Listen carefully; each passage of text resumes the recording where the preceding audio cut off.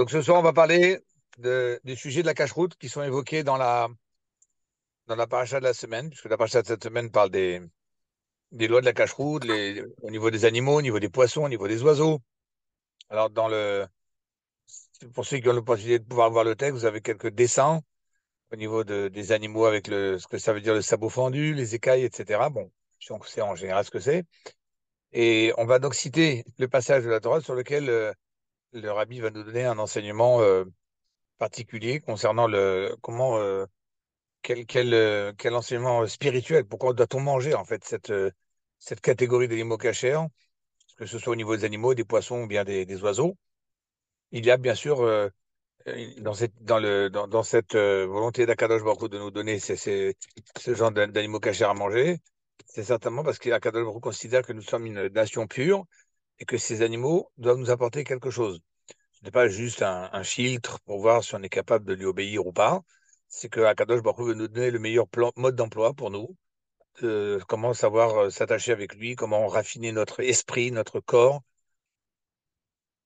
Et il est évident que la consommation d'une chair d'un animal ou d'un poisson, d'un oiseau, va avoir une influence directe sur notre ensemble, sur notre esprit, sur notre état d'esprit, sur notre façon de penser, sur nos réactions, nos comportements, nos pulsions. Alors, on peut manger cachère et être quelqu'un d'impulsif. On peut manger cachère et faire des bêtises à côté. Ça ne veut pas dire que ça nous rend un tzaddik, rien que parce qu'on mange cachère, mais il est évident que la consommation de mets, d'aliments qui ne sont pas cachers, vont avoir une influence négative et vont quelque part comme créer, c'est comme si vous diriez, le cœur qui a du mal à battre parce que les artères sont encrassées. Donc, de la même façon, on a notre neshama qui a du mal à vibrer, et à ressentir des choses profondes, des choses évidentes. Des fois, on nous parle de certaines choses, on dit, bon, on hoche un peu de la tête, oui, bon, pourquoi pas, oui, c'est vrai, bon. Puis ça nous passe un petit peu au-dessus et on peut continuer à vivre tout en ayant entendu ce qu'on a entendu, puis ça nous a pas spécialement touché. Alors, on a malheureusement un petit peu les artères spirituelles encrassées. Et ça, c'est malheureusement à cause de la consommation de la nourriture qui n'est pas cachère. Et c'est ça que la Kadosh Baruch Hu a voulu nous offrir cette, ce dévoilement, ce dévoilement d'un secret qui est que ces animaux cachers sont pour nous la meilleure façon de pouvoir faire en sorte que notre corps ne soit pas grossier, ne devienne pas un obstacle à la perception de notre neshama. Et même si le corps, malgré tout, reste très matérialiste, mais il y a une façon de le raffiner. Et c'est surtout en faisant attention à la façon dont on l'alimente. Alors, nous allons commencer donc le rappel du texte de la Torah de la paracha de cette semaine. Vaïdaber Hashem el Moshe vel Aaron, les morts. Dieu s'adresse à Moshe et Aaron, les morts, en leur disant, Dabo el béni Israël est mort, adressez-vous au peuple juif, et Zot Achaya. Voici l'animal, Asher Tochlu, que vous pourrez consommer, Mikol Abehema, de parmi tous les animaux, Asher la Haaretz, qui se trouvent sur la terre. Donc déjà, le fait que Moshe Rabbeinu dise Zot Achaya, Zot, c'est-à-dire voici, c'est démonstratif. Petite parenthèse, ce n'est pas le principal de ce que le Rabbi voulait montrer ce soir, mais c'est une parenthèse intéressante, c'est que dans cette loi de cache-route, nous avons Moshe Rabbeinu qui va avoir, que certainement Dieu va amener à sa main tous les animaux que Moshe Rabbeinu va pouvoir montrer au peuple juif. Voici, et donc il avait l'animal dans la main, et il montrait à tout le peuple juif, voici l'animal que vous pouvez manger. Sinon, le terme zot, qui veut dire voici, ceci est, ne peut pas s'appliquer. Quand on dit voici, c'est parce que c'est quelque chose que l'on peut montrer du doigt. C'est même Rachid qui le rapporte au nom de la Gemara.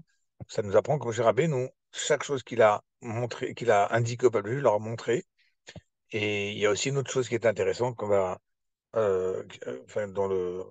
qu'on peut mettre en parenthèse, mais qui est en fait la loi de la cache-route dans la Torah, montre à quel point la Torah est divine, puisque on va voir dans la paracha de cette semaine que la Kadosh Baruch Hu va dénoncer l'interdiction de consommer les animaux qui n'ont pas les deux signes de cache-route. Parce que pour être caché, il faut deux signes, comme on va le voir. Il faut le signe du sabot fendu et il faut le signe du ruminant. Et la Torah va énumérer ici les quelques animaux qui ont un signe mais pas l'autre. Comme par exemple le porc qui a les sabots fendus mais qui ne ruminent pas. qu'il y a d'autres animaux qui ruminent, mais qui n'ont pas le sabot fendu, comme le chameau et comme le lièvre, enfin, et d'autres animaux qu'on va voir.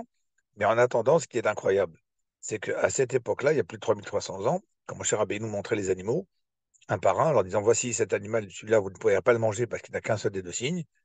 On ne pouvait pas prétendre que Moshe Rabbeinu avait déjà découvert l'Amérique les Amériques et l'Australie. Et donc, comment Moshe Rabbeinu pouvait-il savoir que ce sont les seuls qui, eux, n'ont qu'un seul des deux signes, sous-entendu comme s'ils connaissaient tous les animaux qui existaient dans toute la planète, y compris dans les autres continents qu'on n'avait pas encore découverts. Donc on comprend bien d'ici qu'en fait, c'est Dieu qui l'a transmis et que la loi de la cacheroute démontre à quel point c'est Akadosh Baruch Hu qui a créé ce monde et que ça fait plus de 3300 ans, on n'a jamais découvert, avec toutes les recherches et toutes les analyses de nature d'animaux, on n'a jamais trouvé un autre animal autre que ceux qui sont cités dans la Torah qui ont un des deux signes. C'est quelque chose de magnifique. Et si quelqu'un ne va pas croire dans la dimension divine de la Torah, il m'expliquera quel est l'être humain, même si Moshe Rabbeinu pouvait être très intelligent, mais quel être humain qui pouvait garantir qu'on n'en trouvera jamais même plus tard, même dans les autres continents qui n'étaient pas encore connus. Donc je ferme la parenthèse à ce sujet. En attendant, c'était juste pour dire, voilà pourquoi Moshe Rabbeinu dit Zot Achaya. Voici, donc il montrait l'animal, Kol Mafreset Parsa, Veshosat Shesa. Donc, si vous avez un double terme, c'est tout celui qui a le pied corné, donc Mafreset Parsa, c'est-à-dire qu'en fait, quand on dit corné, ça veut dire qu'il y a comme un sabot, Mafreset Parsa, et ce sabot qui est divisé en deux. Ça ne suffit pas d'avoir un sabot. Il y a, par exemple, un cheval a un sabot, mais n'a pas un chameau aussi a un sabot, par exemple, au bout de ses pieds, mais il n'est pas séparé en deux. Alors que pour être cachère, il faut non seulement la présence du sabot, mais en plus, il faut que ce soit un double sabot, c'est comme si c'était deux sabots qui poussaient ensemble. Malade guerra, qui fait remonter aussi sa nourriture, donc on prenait de la qui rumine. Babéhéma, parmi les animaux, ota tochelou, c'est ce que vous pourrez manger. Donc il n'y a pas que la vache qui est cachère, ou le mouton, ou la chèvre, ou le bœuf. Il y a aussi le daim, le cerf, la gazelle, ce sont des animaux sauvages, mais qui sont cachères, qui ruminent et qui ont les sabots fendus, ils sont cachères. Si on peut les attraper et les égorger rituellement, de façon cachère, on peut les manger en faisant le même principe qu'une vache ou qu'un mouton. Ar et zé lotochelou. Vous voyez encore une fois ce mot zé, mais voici ce que vous ne mangerez pas. Donc encore une fois, démonstratif. Donc ça veut dire présenter au peuple juif. Mima alea guerra, parmi ceux qui ruminent, ou mima frissé à part ça, ou parmi ceux qui ont un sabot. Donc ça veut dire ce sont ceux qu'on va citer maintenant qui ont soit l'un soit l'autre, mais pas les deux. Et agamal, le chameau, qui m'a allé guerrahu parce qu'effectivement il rumine, mais ou par ça eneno mafris. Mais il a un sabot, mais qui n'est pas fendu en deux. Tameou lachem, cet animal sera pour vous impur à la consommation. Ved à chafan, la gerboise, ce genre de lièvre, qui ma'alad geraig, ou qui lui aussi rumine, ou par saloyafris, mais qui n'a pas du tout de sabot. Tameou lachem, il est impur pour vous. Ved à nevet, le lièvre, qui ma'alad gerahi, qui est aussi ruminant, ou par saloyafrisa, mais n'a pas de sabot. Ma tmea ilachem, elle vous est impure. Ved à chazir, le porc, qui m'a frise par Saoul, qui lui par contre a des sabots fendus. Mais Véchosa chez ça, par ça, en plus qui a un sabot, non seulement sabot, mais en plus fendu en deux, comme l'animal cachère, mais Véhu Geraloïgar. Par contre, ruminer, il ne rumine pas. Tameu lachem, il sera donc impur pour vous, mi besaram lotochelu. De leur chair, vous n'en consommerez point, au béniv latam, et même lorsqu'ils seront morts par X raison, l'otigaou, vous n'y toucherez pas, même la parce qu'ils peuvent vous contracter une forme d'impureté qui vous nécessitera d'avoir de la retenue par rapport à des contacts ou bien de rentrer au temple. Si vous avez eu contact avec leurs cadavres de ces animaux impurs, vous devriez d'abord vous tremper au mikvé, attendre une journée avant de pouvoir rentrer au temple ou consommer quelque chose de sacré. Ça, c'est donc ce qui était par rapport aux animaux qui sont sur la terre. Paragraphe suivant, Edze tochelu. Voici ce que vous consommerez, Mikol Maïm, de tout ce qu'il y a dans l'eau. Kol Asherlo Snapi avec Askeset. Tout ce qui possède des nageoires et des écailles. Bamaïm dans l'eau. Remarquez ici la petite précision qu'il y a des nageoires et des écailles dans l'eau. Pourquoi on peut dire des écailles dans l'eau? Pourquoi on ne dirait pas tout simplement qu'il y a des écailles et des nageoires et des écailles? Parce qu'en fait, il existe des poissons qui, lorsqu'ils sortent de l'eau, ils perdent leurs écailles. Et on pourrait penser qu'étant donné qu'ils perdent leurs écailles, ce serait peut-être pas cachère. Et c'est pour ça que la Torah nous dit, s'ils ont des écailles tant qu'ils sont dans l'eau, même si une fois sortis de l'eau, ils perdent leurs écailles, ils sont cachères. C'est ça la précision, qui ont des nageoires et des écailles dans l'eau. Donc dans les eaux, Bayamim, dans les mers, Khalim, dans les rivières, Otam Tochelou, ça c'est ce que vous aurez le droit de consommer. Par contre, tout celui qui est le snappy avec Askeset, qui n'a pas de nageoire et d'écailles dans l'eau, Mikol Sheret Samaim, tout ce qui est rampant dans l'eau, les crabes, les crevisses, enfin, tout ce qu'on peut imaginer, les coquillages, etc. Mikol Nefesh Achaya Shabamaim, tout ce qui vit dans l'eau, mais qui n'est pas dans sa nageoire et écailles, Sheket Em Lachem, doivent être pour vous abominables. Sheket Siou Lachem, la Torah insiste, ils seront pour vous abominables, et c'est une redondance que la Gemara apprend plusieurs choses de cette redondance, mais ce n'est pas l'étude de ce soir. Donc, mi besar de leur chair, vous n'en consommerez point, vet nivlatam tishaketu, et leurs cadavres, vous les repousserez. Kol asher lo snapi avec askeset bamaim, donc tout celui qui n'a pas ses nageoires et ses écailles dans l'eau, sheket lachem, est abominable pour vous. Encore une fois, cette répétition, mais encore une fois, ce n'est pas le cours de ce soir. Maintenant, nous allons passer à la page suivante. Nous allons voir comment le rabbi nous invite à apprendre, à comprendre, à regarder cette mitzvah de la Torah dans notre dimension divine et spirituelle, comme je l'ai dit tout à l'heure. Si Akadosh Baruch Hu a choisi de donner ces aliments à consommer, c'est que il considère que ce sont les meilleurs aliments pour notre personne, qui sont ses enfants, des Juifs qui avons en nous une âme divine. Et voyons ensemble comment cette nourriture cachère a un impact sur notre personnalité. Donc déjà, le rabbi nous dit qu'est-ce que c'est un sabot fendu. À part ça, Chalukah l'ishtaim. Un sabot, donc déjà, c'est une étape d'avoir un sabot, et en plus fondu. C'est important. Et peut voir pourquoi c'est important. Mashmot davar, ce qu'on doit comprendre de cette idée par laquelle Dieu veut nous conduire à manger ces animaux, c'est parce qu'en fait, ces animaux vont, en les consommant, vont inculquer en nous, vont nourrir en nous des sentiments, des qualités.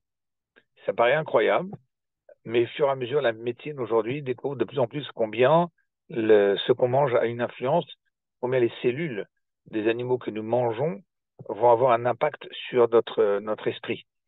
C'est encore loin de ce que la médecine connaît aujourd'hui, mais Dieu, qui a créé l'être humain et connaît par cœur son fonctionnement, nous dit, regardez, quand vous incurgitez dans votre corps, dans votre sang, dans votre organisme, une cellule de ces animaux qui sont cachés, eh bien, vous adoptez en même temps, vous rentrez dans votre corps, dans votre sang qui va alimenter vos sentiments, vos cerveaux, votre cœur, votre cerveau. Eh bien, vous allez adapter un comportement qui correspond à ces qualités de ces deux qualités de chez les animaux cachers.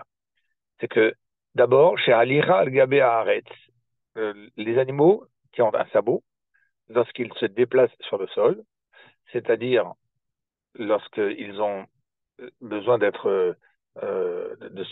marcher, de se nourrir en se déplaçant sur le sol, eh bien, ça représente chez un juif le fait qu'un juif, lui aussi, a besoin du sol. Alors, le sol, en hébreu, ça se dit Haaretz, Eretz, la terre. Quelque chose qui est artsi. Quelque chose qui est arti, ça veut dire quelque chose qui est terrestre, qui est matériel.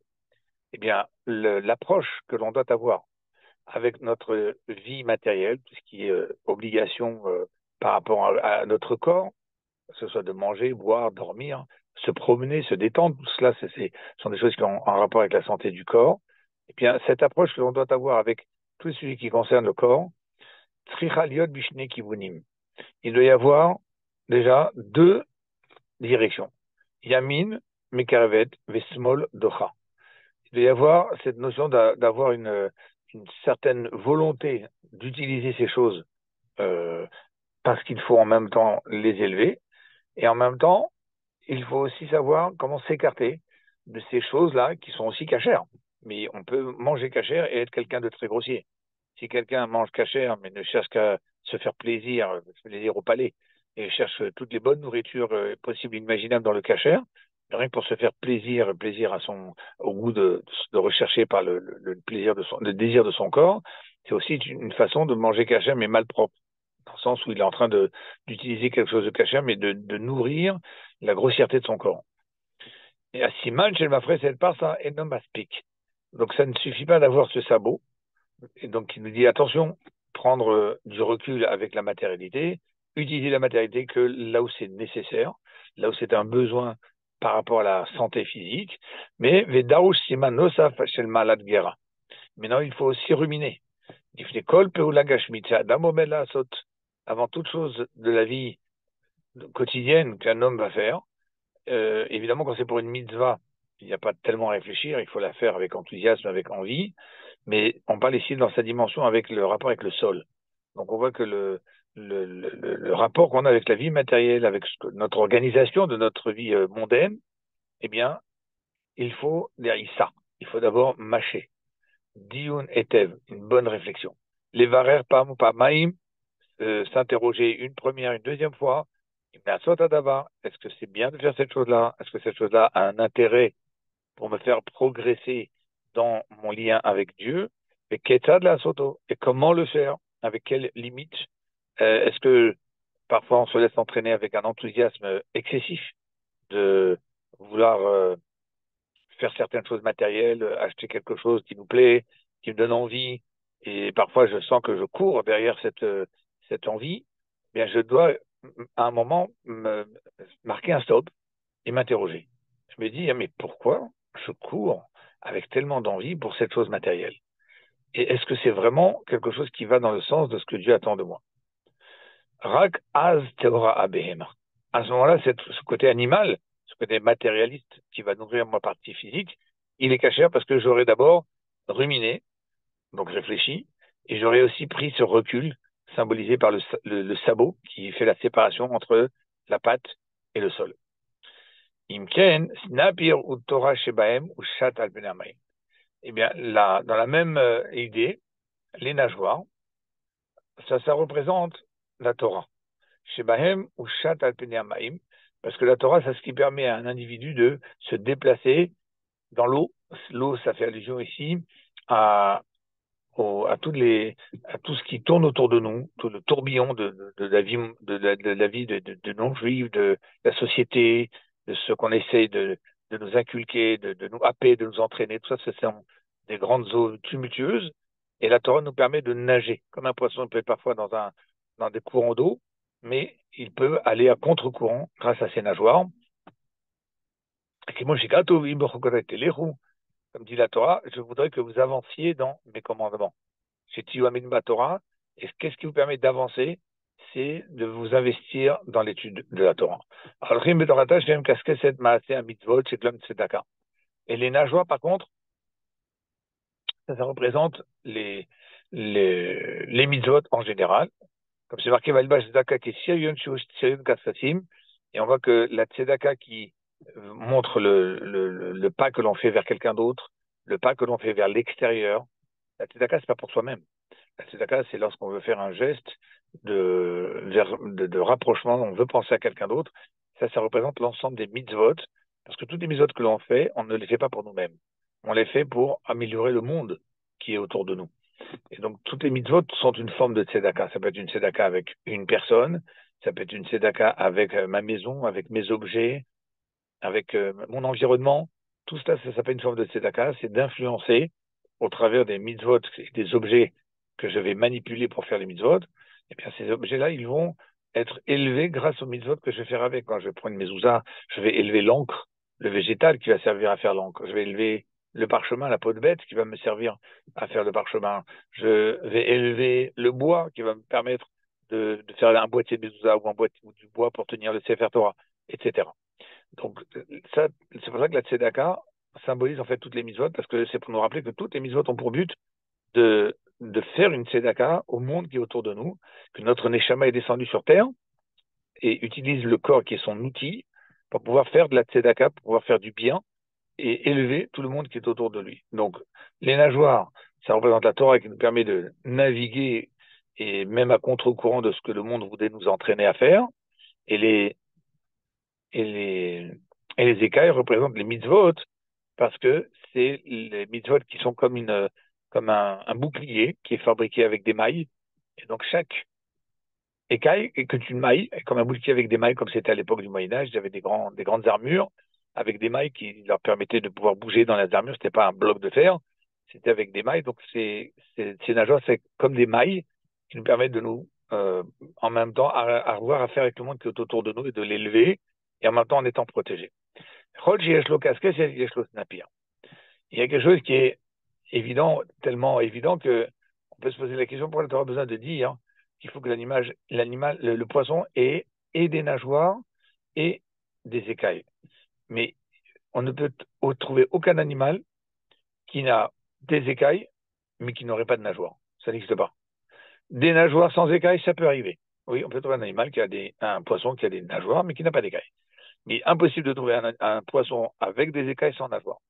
Donc, a priori, si la Torah voulait me dire que je ne peux consommer que les poissons qui ont des nageoires et des écailles, il aurait suffi de dire, vous ne consommerez que les poissons qui ont des écailles, et sous-entendu, et qui obligatoirement auront aussi des nageoires, puisque ça n'existe pas, écailles sans nageoires. Donc, pourquoi la Torah a quand même trouvé nécessaire de devoir le dire nageoire et écailles? On aurait pu dire tout simplement écailles, et on aurait compris automatiquement nageoire. Parce que Kol Sheyesh Lo Kasket, Yesh Lo Snapir. Tout celui qui a des écailles a des nageoires. Im Lo Hayat Torah Minayin Lo Masim Hazaka. On vient de dire que les écailles représentent les mitzvot. Donc, si, tu ne peux pas avoir des écailles sans nageoires. Si les nageoires, ça représente la Torah. Donc, comment tu peux faire des mitzvot si tu n'as pas la Torah? Comment tu peux pratiquer les mitzvot si tu ne les as pas apprises dans la Torah? Comment tu peux être sûr que les mitzvot que tu fais sont bien faites si tu n'as pas appris dans la Torah la façon dont on doit les faire? Le Talmud Mevilidema assez. L'étude, c'est ça qui entraîne à l'action. Parce que je vais étudier, ça va m'en donner courage, ça va me donner une explication, une raison qui va me pousser, me stimuler à agir. Donc, si je veux pouvoir agir comme il faut passer bien sûr par l'étude. Et c'est pour ça qu'il peut exister aussi poisson avec nageoire, mais sans écailles. Parce que Alder, Romer, et la Torah, Talmud, et aussi. Vous avez des gens qui apprennent la Torah, qui prennent la Torah comme une philosophie, qui prennent la Torah comme un livre intéressant, qui prennent la Torah comme, c'est pas ça soit étudier du Talmud, mais dans le Talmud, ils trouvent le côté intellectuel, le côté amusant, intéressant, piquant, des questions, réponses, on casse, on remet. Mais ça ne veut pas pour autant que c'est parce que j'ai étudié une page du Talmud que je vais automatiquement améliorer ou changer mon comportement. Comme on dit, ça arrive des gens qui sont capables d'étudier pendant le Shabbat après-midi, avec une cigarette à la bouche, le traité qui parle justement des lois du Shabbat et dans lesquelles il va apprendre là-bas les 39 travaux interdits, y compris le fait de faire du feu pendant le Shabbat. Mais ça ne le dérange pas, il peut l'étudier pendant le Shabbat, le traiter Shabbat, mais avec une cigarette à la bouche. Pourquoi? Parce que l'étude n'entraîne pas obligatoirement à l'action. L'action a besoin d'être passée par l'étude pour savoir si on fait la bonne action. Donc c'est pour cela qu'il existe des poissons avec nageoire, Torah, mais pas obligatoirement avec des écailles, parce que l'étude de la Torah ne mène pas toujours à l'action. Et par contre, l'inverse, non. Si on fait des mitzvot, c'est automatiquement qu'on a étudié, ne serait-ce que de savoir comment faire les mitzvot. Maintenant, ça c'est déjà une première idée de ce que l'on peut déduire de cette la cache-route chez les poissons et ces animaux, mais plus profondément encore. On va passer à la source 4. Ma frère, c'est par ça. Tout animal qui a un sabot, les chaussettes chez ça qui est fendu, malade guéra et qui rumine, ce sont les deux qualités, enfin les trois qualités, on va dire, deux globales, ruminer, sabot, et dans sabot, sabot fendu. La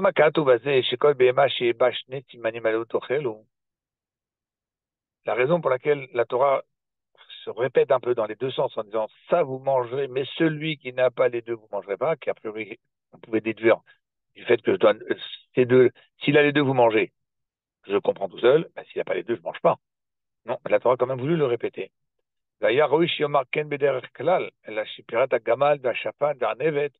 pourquoi la Torah a pris la peine en plus de préciser les catégories d'animaux qu'il n'y en avait qu'un seul des deux signes. Tout en, comme on l'a dit tout à l'heure, en montrant ce côté divin de la Torah, au moment où la Torah a été donnée, on ne connaissait pas les autres continents comme l'Australie et les Amériques, et, on savait, et la Torah pouvait déjà dire il n'y a pas d'autre animal dans le monde qui n'aurait qu'un seul des deux signes. Et à ce sujet, justement, là, encore une fois, c'est pour nous montrer que la cacheroute a une touche divine. La cacheroute n'est pas simplement à prendre comme quelque chose de sain, au niveau santé, euh, au niveau sanitaire, au niveau, on va dire, du fait que c'est des animaux propres, des animaux qui ne sont pas sauvages, des animaux qui ne mangent pas de la chair. C'est pas uniquement ça. Aujourd'hui, les gens essaient de trouver des dimensions écologiques dans les mitzvot de la Torah, mais c'est une grossière erreur. En fait, c'est pas d'écologie, c'est parce qu'Akadosh Baruch Hu a, encore une fois, mis dans les gènes de ces animaux des qualités qui vont rentrer et alimenter nos gènes à nous des qualités de ces animaux-là qu'on vient de dire. Revenons sur les poissons, par exemple. Kol sheyesh lo kasket, yesh lo snapir. On a dit que tout celui qui a des écailles a obligatoirement des nageoires. יש לו סנפיר ואין לו קשקשת, יש לו קשקשת, יש לו סנפיר, דג טהור, יש לו סנפיר ואין לו קשקשת, דג טמא. Donc celui qui n'a pas d'écaille est impur. Maintenant, la Gemara pose la question, Mirdi, à casqueset kasamchinan, est-ce que c'est sur les écailles qu'il faut absolument s'appuyer pour savoir si c'est cachère? Et attends voir la casqueset, de lire Tov Snapir. Comme on a dit tout à l'heure, on pouvait dire tout ce qui a des écailles, vous mangerez, et j'ai pas besoin d'écrire nageoire parce que c'est intrinsèque. S'il a des écailles, il a des nageoires. Amar Rabbi Abaou vechen Tana de Ishmael yagdil Torah viyadir. Réponse très étonnante de l'Agmara. L'Agmara nous dit, il arrive parfois que la Torah est plus bavarde que nécessaire, les agdil Torah, afin de pouvoir rendre la Torah grande et la grande plus belle et plus explicite, plus grandiose, plus glorieuse. Kol ma'achal hayotze mimin min haminim asurim shelokim al achilatan asur bechilam min Torah. Et en même temps, c'est aussi pour nous apprendre que toute nourriture qui sort, qui est extraite d'une espèce qui n'est pas cachère, sur laquelle on aurait été coupable d'une interdiction d'en avoir consommé la chair. Par exemple, si quelqu'un mange de la truie c'est la femelle du porc, mais la truie peut donner aussi du lait. Une ânesse donne du lait. On a beaucoup d'animaux qui ne sont pas cachers, une chamelle donne du lait, donc toutes les femelles donnent du lait pour nourrir leurs petits. Donc si quelqu'un arrive à extraire du lait de ces animaux, mais il n'a pas le droit de consommer leur lait.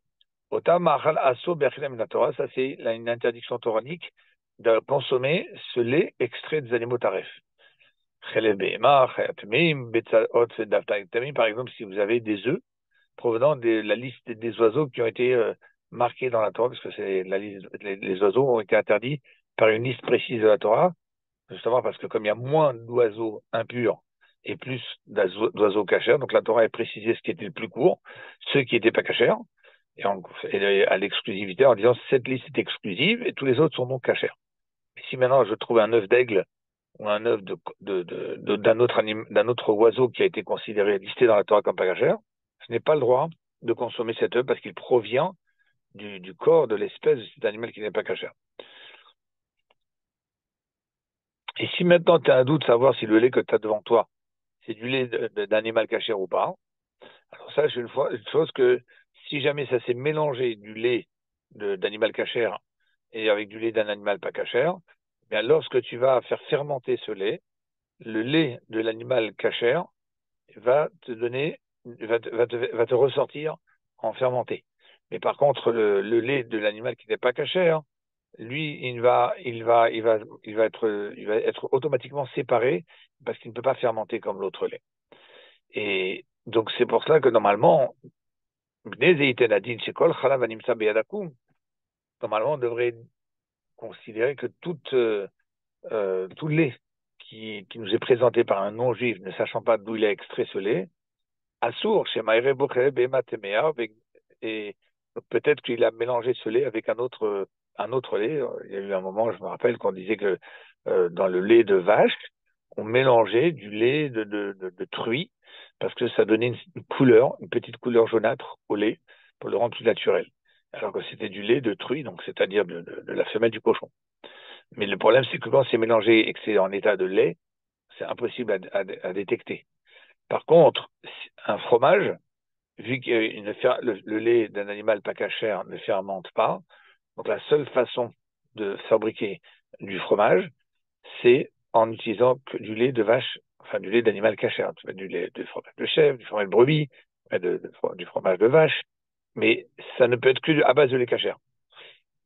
La seule chose aujourd'hui pour laquelle on ne s'appuie pas sur cette permission pour acheter le fromage chez les non-juifs, c'est parce que parfois ils utilisent comment ça s'appelle, je crois, la présure, je crois. Enfin, quelque chose qui est à base Et de d'estomac la d'animal. présure, ouais, c'est de la présure, ouais. Voilà, c'est ça. Quelque De chose la qui est à base présure, de, ouais. à base de l'estomac d'un animal, et pas souvent peut-être pas cachère, pour pouvoir faire fermenter le lait.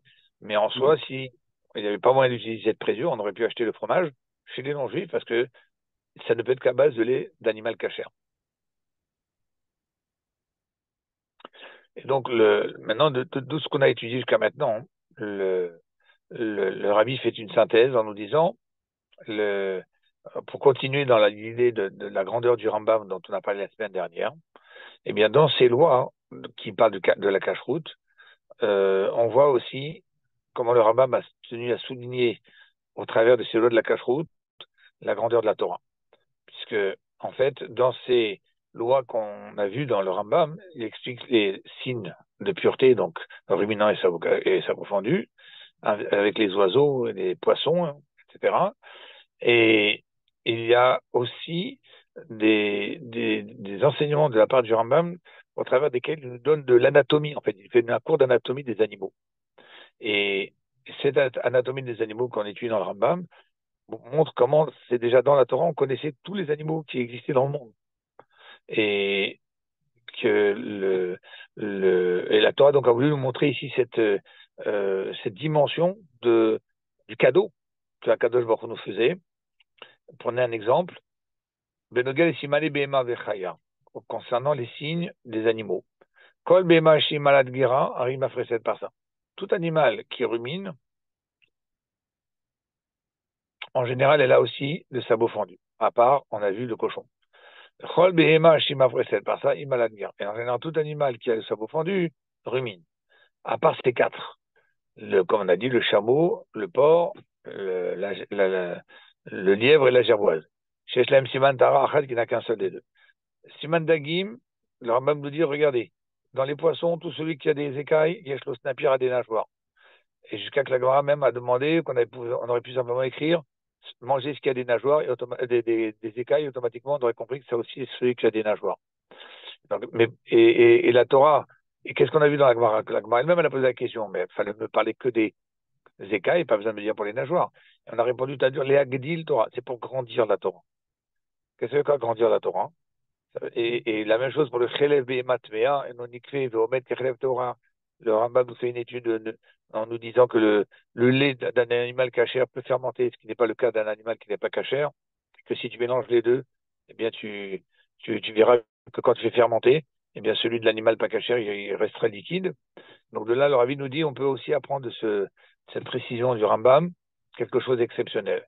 Mais Ashinta Torah, Bet Matan Torah, depuis le jour où Dieu a donné la Torah, mais Azman a Mishnah Ve'Akbara, depuis le temps du Talmud, c'est d'ailleurs aujourd'hui, il y a 2000 ans en arrière, Afilumia Shekadav Rambam et Tribo. Et même depuis le 11e siècle, où le Rambam a écrit son livre, Nidgalu Sugi Bale Chaim Shelo Yadu Al Kiyuma B'Meshach Kol HaTorah Shivni. On a découvert des races d'animaux qu'on ne connaissait pas auparavant. Bifrad la Cheshiglut Amérique, Australia, surtout une fois qu'on a découvert ce continent qu'on a dit tout à l'heure, Kayotseba des villes, des îles lointaines. Bahem Nitsu Ribouche, Sugi Balechem Shonim Meshonim, on a retrouvé là-bas des sortes d'animaux qui n'existaient pas dans les continents Asie, Afrique ou Europe. Chez le Benimsa Becholam Komod, Shebem Ayuchach Mishnah Vagmar, qui n'existaient pas à cette époque, proche des sages du Talmud. La Falpiken, Kolotam Klanim, Shuva, Mishnah Vagmar, Berambam. Et donc, toutes ces règles qui ont été rapportées dans la Mishnah, dans la Gemara et dans le Maïmonide, au sujet de la nature des animaux, ce sont des règles qui s'appliquent à tous les animaux. Il n'y a pas eu d'exception, il n'y a pas eu quelque chose qui a dérogé ou qui a infirmé cette règle. Mais Mesha Koladorot, c'est quelque chose qui nous accompagne dans toutes les générations. Et jusqu'à aujourd'hui, l'Omatsu Balchai Echad, Miyachid Mikol Ribui, Bale Achaim, n'a pas trouvé un seul animal, parmi tous les animaux qui sont sur la terre, qui ne répondait pas à ces règles de la Torah. Et cela, et en fait, ça c'est montrer justement cette dimension divine de la Torah, Kvodo Shakadosh Baruch Hu, et ça c'est la grandeur de Dieu qui nous a dévoilé sa sagesse, qui lui a créé le monde et qui lui sait exactement ce qu'il a mis dans le monde. Donc, Mitsuta vitavam shel kol balachem ubietem lema shekadu batorah. Et en vrai, Akadosh Baruch Hu a voulu montrer que la Torah, ça a été le plan d'architecture de tout ce qui se passe dans le monde, y compris des animaux. Mais Kevan, shekol mitzuotam mimi Torah.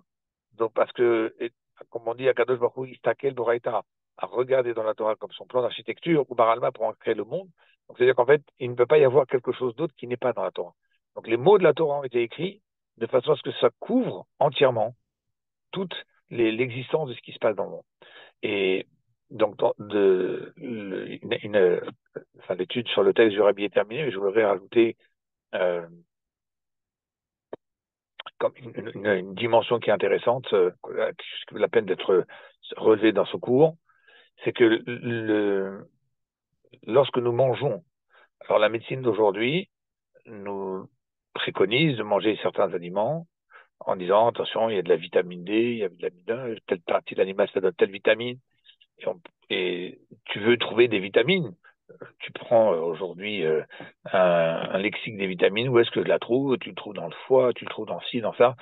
Mais a priori, je le trouve dans le foie de toutes sortes d'animaux, pas que dans le foie de tel animal ou d'un autre animal. Et ça veut dire qu'en fait, la biologie d'aujourd'hui, sans la Torah, on regarde le fait de consommer de la viande parce que ce sont des protéines et c'est important pour l'organisme. Ce que j'aimerais quand même qu'on retire ensemble de cette étude de ce soir, c'est que quand Akadosh Baruch Hu a désigné ces animaux en tant que ceux qui étaient cachers, c'est en fait pour nous dire que la protéine qui vient d'un animal cachère n'a pas que pour effet d'amener de la protéine dans le corps. Et comme si j'aurais pu prendre la protéine d'un autre animal, principal, c'est de la protéine. Donc, protéine qui vient d'un porc ou la protéine qui vient d'un bœuf, a priori, c'est la même protéine, c'est une protéine, point barre. Eh bien, non. Ce qu'on a ici, on a voulu nous montrer, c'est que la Torah nous a donné, au travers de l'enseignement de Dieu, et quand Akadosh et au travers de Moshe Rabbeinu nous a dit ça, vous mangerez, on a vu tout à l'heure Zé Tochelou, eh bien, c'est pour nous montrer que la protéine qui vient d'un animal cachère va agir sur le fin fond, les endroits les plus acculés de nos cellules, de ce que même aujourd'hui les plus grands microscopes n'ont pas été encore capables de voir, mais qu'ils verront certainement avec le temps, puisque le modernisme a pour but d'aider l'être humain à découvrir la grandeur de Dieu. Et au fur et à mesure avec le modernisme, on ne fait que découvrir combien la Torah est vraie.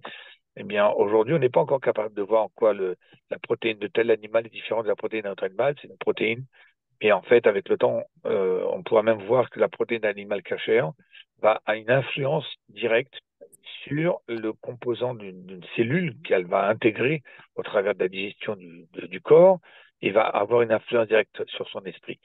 Euh, Il y a un petit dicton qu'on connaît aujourd'hui, mais on pourrait le prendre comme une parabole qui n'a pas vraiment une grande vérification scientifique. Vous avez certainement déjà entendu parler de ce dicton. On est ce qu'on mange. On vit, on réagit selon ce qu'on a mangé. Des fois, quelqu'un il est un petit peu excité un jour, on dit oui, pourquoi il a mangé de vache sauvage aujourd'hui. Et puis regardez aussi ce qui s'est passé il y a quelques années quand on a essayé de nourrir les animaux avec autre chose que leur nourriture naturelle, la vache folle. Ouais, ça vous rappelle certainement une grande crise comme ça de vache folle parce qu'on nourrissait en fait les animaux avec de la nourriture animale. On récupérait tout ce qu'il y avait des abattoirs pour en faire de la nourriture pour les animaux qui normalement devaient se nourrir avec de l'herbe et on leur faisait manger de la nourriture animale. Donc encore une fois, l'homme détraque, mais et avec le temps et pour l'instant il s'aperçoit de ses bêtises, mais il fait beaucoup de temps avant de, de prendre du recul et de faire une analyse de ce qu'il a fait. Et nous, on a, Baruch Hashem, ce cadeau merveilleux que Dieu nous a fait, qui est de nous avoir mis tout sur un plateau.